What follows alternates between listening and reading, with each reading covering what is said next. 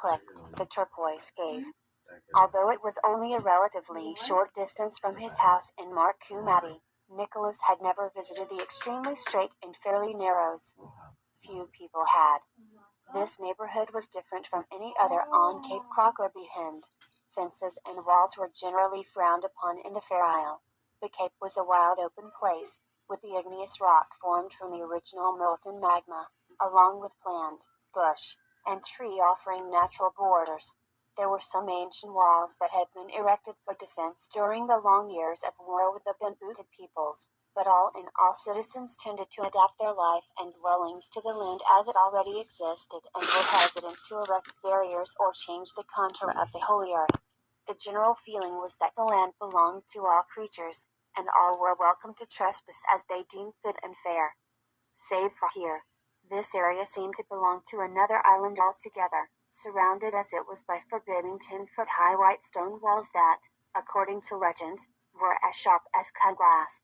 It was rumored that several men from other regions of the Cape had attempted to climb the walls out of mere curiosity, or perhaps in a few cases, something more, but they returned to their villages no less knowledgeable about the extremely straight and fairly narrows but chastened with deep cuts and bloody slashes on many of their vital limbs that were slow to heal, if at all.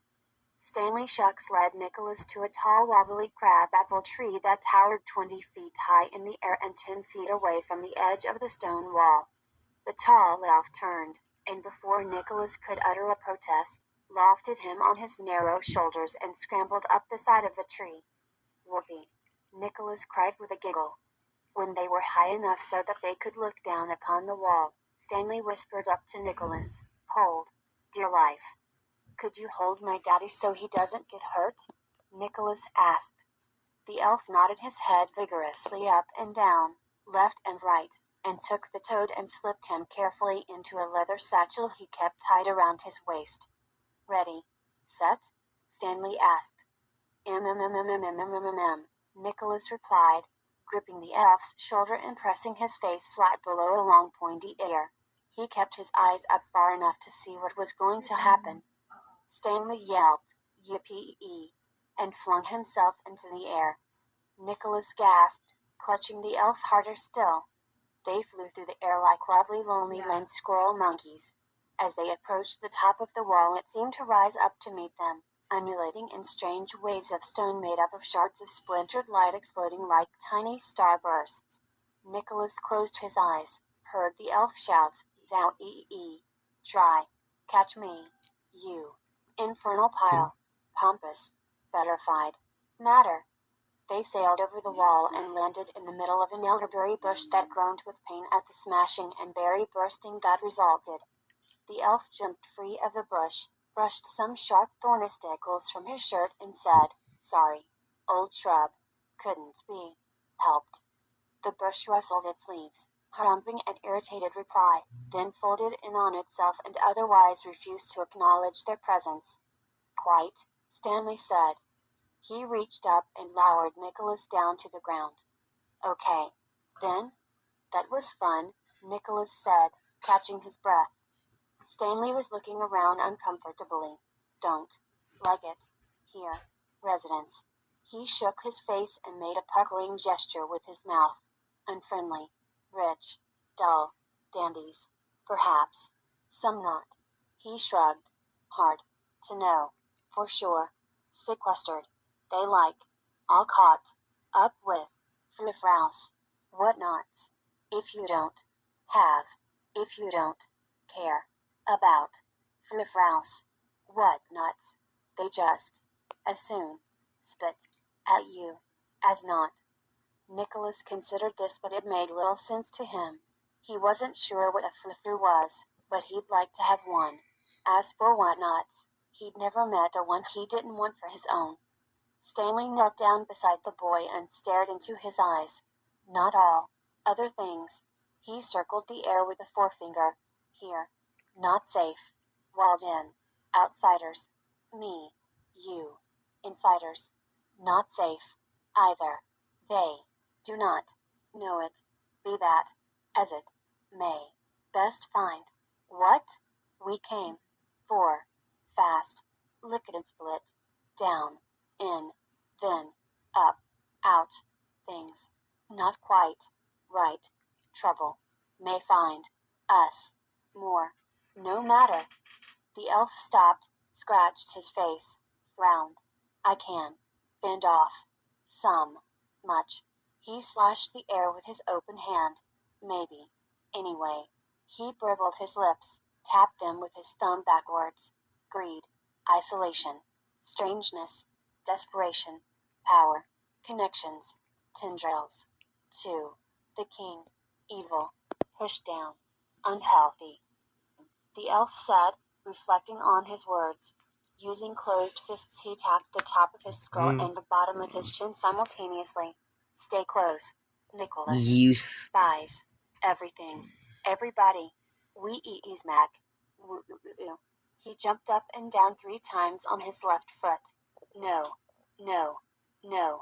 Trees too. Creatures. The same. Authorities. Authorizing.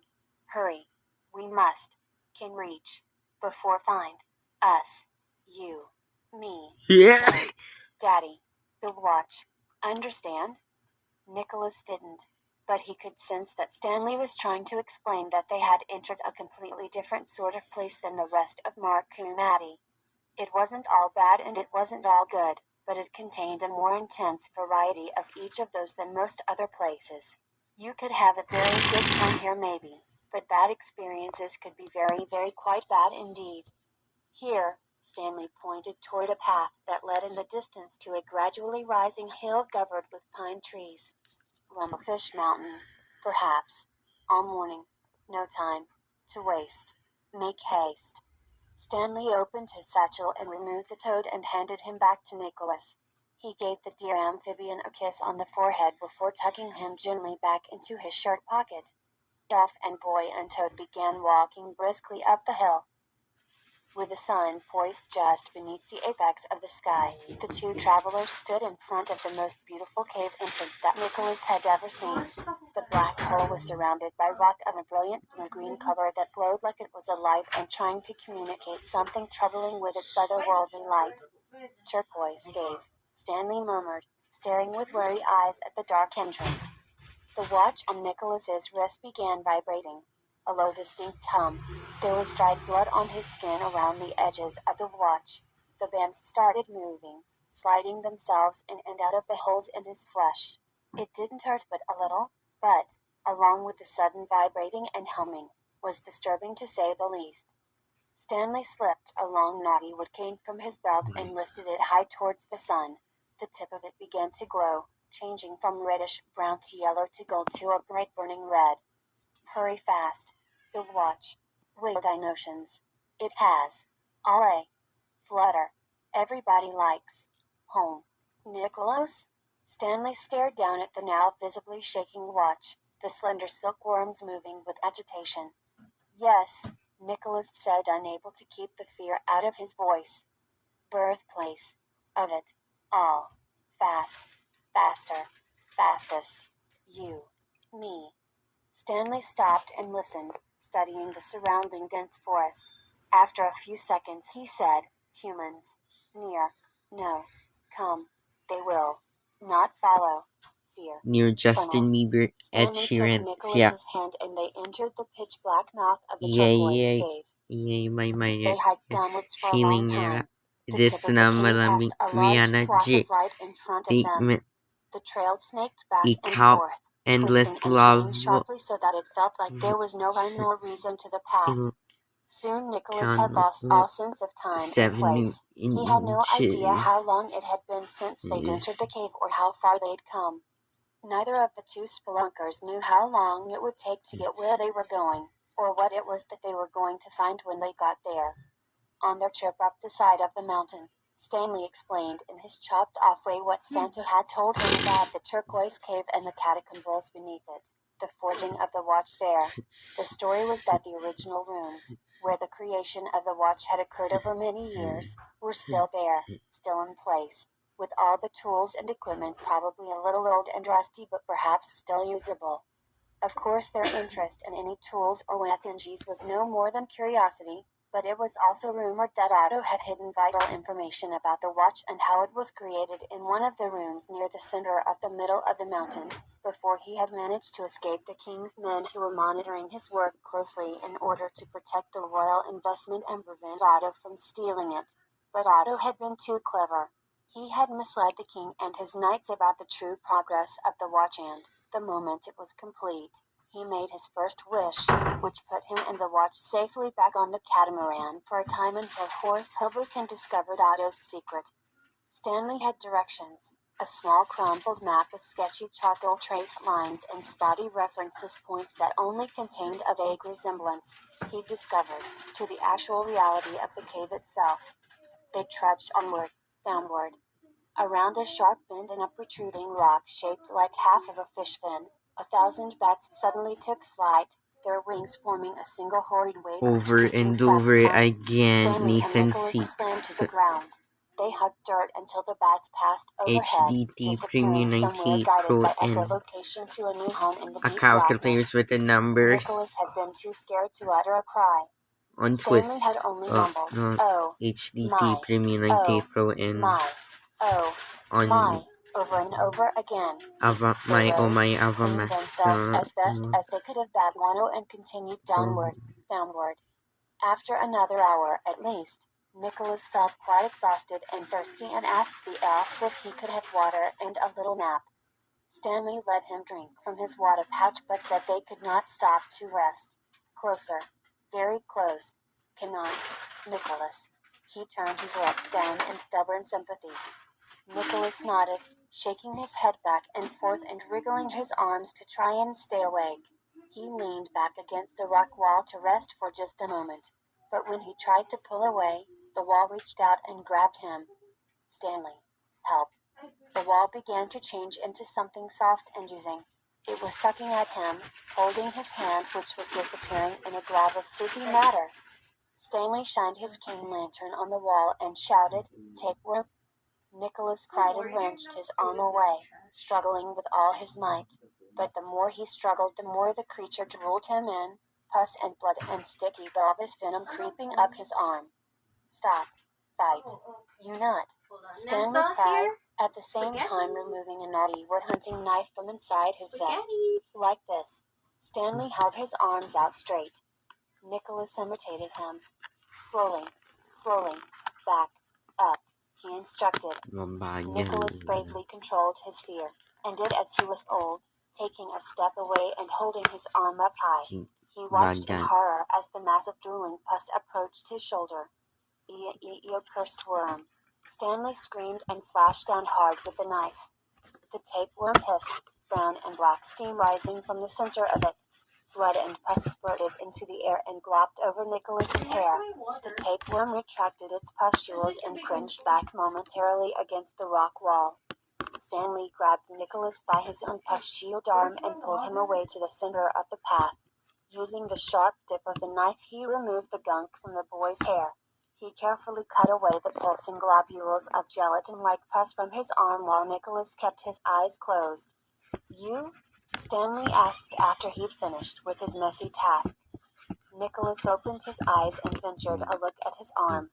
It was clean, a little wet and sticky, but tapewormless. A wave of relief ran through him, and he gave the elf a big hug. The elf patted Nicholas's mop of hair and reassured the boy. "Tapeworms? Afraid. Should have. Told. Did not. Tell. So sorry. No more. Touching." He pointed his thumb at the rock walls. Nicholas had no intention of ever touching a cave wall again, even if he should live to be 123 years old. "Hurry. Map." He held up the wrinkled parchment and waved it. "Close. Twice." He bit his tongue and crossed the fingers of his right hand while snapping the fingers of his left, and then turned away and headed further down into the catacombs.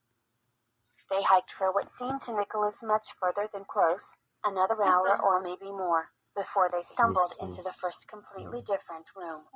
It was nice, relatively. First of all, the walls had neither tapeworms nor bats.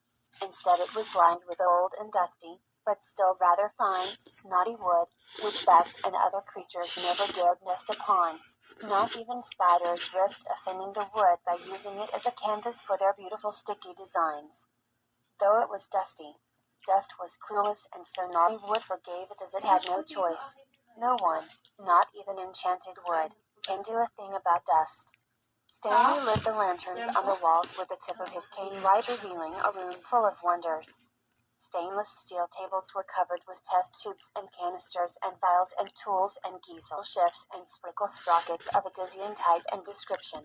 One whole wall was lined with floor-to-ceiling bookcases filled with dusty volumes. Stanley examined them and muttered, "Auto, history, of this, One science, Direction is of that, engineering marvels, no. student mishaps, right and wrong turns, Mm. happy endings, grand inventions." He turned and surveyed the room. The watch, all of it. The watch on Nicholas's wrist hung furiously now, the silkworm bands slipping in and out of his flesh feverishly. It grumped repeatedly. A, A. Watch. Nose. It. Stanley remarked. "What do we do?" Nicholas asked. Stanley spotted a door leading to another room and pointed at it. By the time Nicholas reached it, Stanley had lit the torches there. Nicholas gasped. A large forge with clamps and thwistles and knobs and buttons and pipes running this way and that dominated the room. But that was not what made him gasp. Sitting against a corner wall were 4 uniforms of the Royal Guard, complete with metal vestments and swords and shields. Inside the uniforms were the visible skeletons of the human remains of the king's men. Stanley knelt down next to the well-dressed bones and examined the insignias and medals attached to the shields and shirts. Sad fate, they feared. Worse. "I don't understand," Nicholas managed. He held one hand over his mouth and steadied himself. He put his other hand in his pocket and touched Toad Daddy for support. "King's Knights. Otto's guards. Tried to take the watch. For King. Who provided vital elements. Otto fooled them. Knights decided to live here. Horrible caves. Better than, anyway, the king's wrath. Catapults, guillotines." He paused, then added, "Lack of proper nutrition. Got them." Stanley stood up and looked around. After a few seconds, he said, "Not here." He turned and left the room for another adjacent one.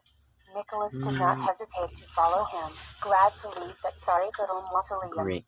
The next room contained another kind of forge, smaller and with less pipes and tubes and knobs, but still quite intricate and imposing. "Steam bake sealer," Otto mumbled as they passed it. They didn't linger, quickly moving into another room. This had more tables, more books, more test tubes. "Where?" Stanley said, rubbing the top of his head with his open palm. "What?" Nicholas asked. "Papers," Otto replied. "Papers, schmakers," Nicholas said, for he was a bit exasperated at this point after the bats and the tapeworm and the skeletons and the no-nap. Why were they looking for papers? What they needed was a strong wrench or vice or a pair of steel cutters to cut the watch off of him. Perhaps Otto, surprised, no time, forgot, to remember. Nicholas was very tired and could make no sense of the elf's strange short sentences. Even had he not been tired, though, he might not have had much better luck. "Come." Stanley rushed back through the 4th room, then onto the 3rd room, and scrambled past the 2nd room until he was back again in the 1st room. Nicholas stayed right on his curled feet. At the bookcase, Stanley began pulling out and examining each and every volume, top to bottom, left to right. After a while, Nicholas found a stool and leaned back against a steel table and fell asleep. Some time later he was startled awake to the sound of a shouting elf. "Vivid juice! Vivid juice!" Stanley screamed. Nicholas jumped to his feet, rubbing the slumber out of his eyes. "Oh, Otto, Otto, how could? Stanley was hopping and skipping about in a corner of the room, dancing around and above and through hundreds of pages of paper sprawled all over the floor. Cursed Otto, Stanley cried. The tone in the elf's voice was more sad and forlorn than frightening. And since it was plenty frightening, it was sadder than just about any sound that Nicholas had ever heard. He sat on his hands and waited. Instinct told him that the elf needed to wrestle this out alone. After much more crying and hand-wringing and cursing, Stanley eventually got quieter and finally quieted completely. He dropped down and lay sprawled face up amongst the papers. Nicholas gingerly walked over and stood above him, still not daring to speak. A few moments passed before Stanley sensed the boy. He opened his eyes, which were raw and red from crying, and said, "I know." Nicholas, of course, didn't know what he knew, but he asked sympathetically, "What's wrong? What did Otto do?" Stanley slapped his right cheek, then his left, and let out another sob. He gathered himself. "The worst one can do. Nothing worse. Poor elf. Sucked dry. Vivid juice. Otto is beyond hope. All to make the cursed watch." Stanley muttered angrily. He leapt to his feet and grabbed his cane light. He gripped the handle so hard that his Both. fingers turned red. The tip turned red, then bright yellow, and burst forth in hot flame, and Stanley lowered it and lit the pages. They quickly caught fire, and the boy and elf stabbed away to the room's entrance. They watched for a few moments as the history of the creation of the watch was destroyed, each and every page in turn crumpling, drying out, blackening, turning to ash, disappearing in a cloud of smoke. Nicholas shook his head sadly. He didn't know exactly what Stanley had discovered, but it was obviously bad. Otto had been the cause of terrible suffering for one of his own kind. Probably a sacrifice made to make the watch. He wanted to know more, but before he could ask, Stanley said, "I have it. We must go. Now." He scrambled to his feet. "What?" Nicholas asked. Stanley looked down at Nicholas's wrist. "That. You can be rid of it." "How? Tell me how," Nicholas asked excitedly. "Simple. But not now. Hurry. Out. Up. Out. Then." Stanley grabbed Nicholas's hand before he could protest. They fled the warren of rooms. They had only been climbing for a few minutes when Stanley's ears pricked up. He stopped in his tracks. Nicholas bumped into him from behind, stumbled, recovered, and looked at the elf with a question in his eyes. "Wait," the elf murmured. "Why?" Stanley held his forefinger up to his lips and nose, and Nicholas shushed. They stood quietly for a few seconds before he heard it. A rumbling from below. Far away. A rumbling from above. Not so far. Like the flapping wings of 1,000 bats. Nicholas fell to the ground and put his hands over his head, expecting to be besieged by the flying rats again at any moment. Stanley remained standing. "The ocean," he said with a hint of wonder and a big dollop of fear. Nicholas removed his arms from his head and said, "The ocean?" "A flood," Stanley said. "From the depths. Angry waters. Furious. Very close. Got to find Scruff Draddle. Where? Oh, where?" The rumbling was now a shout, like a seashell held against your ear, but a bazillion times louder. "Here, Nicholas," Stanley cried. He grabbed the boy's collar and yanked him between two moldy slick rock boulders. Stanley pressed the both of them hard against the narrow divide between the rocks. The sound in Nicholas's ears was so loud now he was amazed that the water was not already upon them. He looked over his shoulder and saw only blackness, but it was darkness screaming with the roar of death. Beneath that, barely, he heard Stanley singing some kind of rhyme. He couldn't make sense of it. Dot. Bits of bat. Batso bit. Oh cadiddle. Just two. Little creatures. May we? Real wall herbal little. Scruff Draddle, please. Do what? You please. Please. What you do. Please. Real wall herbal little. Please. Scruff Please. Draddle, please. Nicholas felt the rock begin to tremble against him. Was it the approaching water? No. The rock was coming apart slowly, opening up. A green glow flashed in his eyes. He turned to look at Stanley, and that's when the mighty wave of water hit them. It filled the entire funnel, the entire cave, leaving nothing in its way. Stanley and Nicholas were ripped free of the Scruff Draddle and plunged deep into the swirling waters. bashed against rock, slammed against the bottom of the funnel, slapped against the top of it. Their bodies tumbled and swirled like leaves in a hurricane. They were swept away,